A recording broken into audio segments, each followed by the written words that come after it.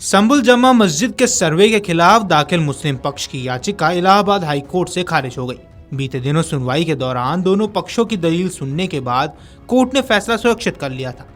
सोमवार को आदेश जारी किया गया है। हाई कोर्ट के आदेश से मुस्लिम पक्षदार को झटका लगा।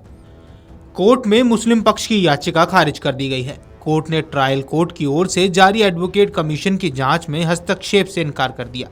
यह आदेश न्यायमूर्ति रोहित रंजन अग्रवाल की अदालत ने सुनाया है। इस आदेश से मुस्लिम पक्ष को बड़ा झटका लगा है। मस्जिद इंतजामिया कमेटी की ओर से दाखिल की गई पुनर्निरीक्षण याचिका पर सुनवाई पूरी होने के बाद 13 मई को कोर्ट ने फैसला सुरक्षित रख लिया था। संबल जामा मस्जिद के सर्वे के खिलाफ दाखिल मुस्लिम पक्ष की याचिका इलाहाबाद हाई कोर्ट से खारिज होने के बाद वरिष्ठ अधिवक्ता विष्णु शंकर जैन ने भी बड़ा बयान दिया है। उन्होंने कहा कि ये इलाहाबाद उच्च न्यायालय का बहुत महत्वपूर्ण निर्णय है। ऑनरेबल इलाहाबाद हाई कोर्ट का। और जितने लोगों ने देश में भ्रम फैलाया था कि ऑनरेबल सिविल जज सीनियर डिवीजन चंदौसी ने 19 नवंबर को सर्वे कमिश्नर जो अपॉइंट किया था वो गलत अपॉइंट किया था और उस अपॉइंटमेंट करने से पहले मस्जिद कमेटी को सुनना चाहिए था, ये एक बात पूरे देश में फैलाई गई थी कि हमें बिना सुने कैसे सर्वे कमिश्नर को नियुक्त कर दिया गया। आज उस प्रपोजिशन ऑफ लॉ को कोर्ट ने सिरे से खारिज कर दिया है।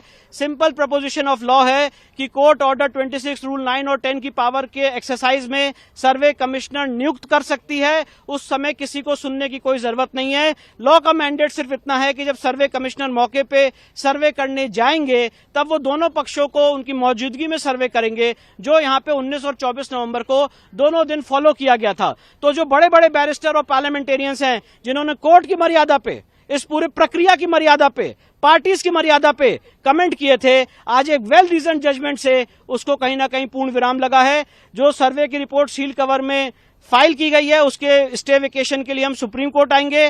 साथ ही साथ ऑनरेबल हाई कोर्ट ने ट्रायल पे स्टे लगा हुआ था उस स्टे को वेकेट कर दिया है। इसका अर्थ यह है कि अब वहां पे ट्रायल आगे फर्दर बढ़ेगा। प्लेसेस ऑफ वर्शिप एक्ट इसमें लागू नहीं होता है क्योंकि दोनों पार्टीज का ये एडमिटेड केस है कि एक एएसआई प्रोटेक्टेड मॉन्यूमेंट है 1958 का और एएसआई एक्ट 1958 से ये गवर्न होता है। तो इसलिए प्लेसेस ऑफ वर्शिप एक्ट के सेक्शन 4 सब क्लॉज 3A में लिखा हुआ है कि जो मॉन्यूमेंट एएसआई एक्ट से गवर्न होते हैं वहां पे प्लेसेस ऑफ वर्शिप एक्ट लागू ही नहीं होगा।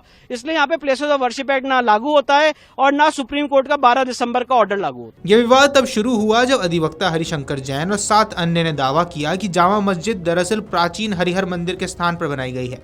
उन्होंने जिला अदालत में वाद दाखिल कर एएसआई के सर्वेक्षण कराने की मांग की थी। जिला अदालत ने एडवोकेट कमिश्नर के जरिए प्रारंभिक सर्वे का आदेश दिया था, जिसे मस्जिद कमेटी ने हाई कोर्ट में चुनौती दी थी। हाई कोर्ट पहले ही 8 जनवरी 2025 को मामले की सुनवाई पर अंतरिम रोक लगा चुका है। अब कोर्ट का सोमवार को आने वाला फैसला ये स्पष्ट करेगा कि सर्वे की कार्रवाई जारी रहेगी या नहीं। इस फैसले पर देश भर की निगाहें टिकी हुई हैं। अगर आप ये वीडियो YouTube पर देख रहे हैं तो हमारे चैनल को सब्सक्राइब कर बेल आइकन दबाएं और Facebook पर देख रहे हैं तो हमारे पेज को लाइक करें।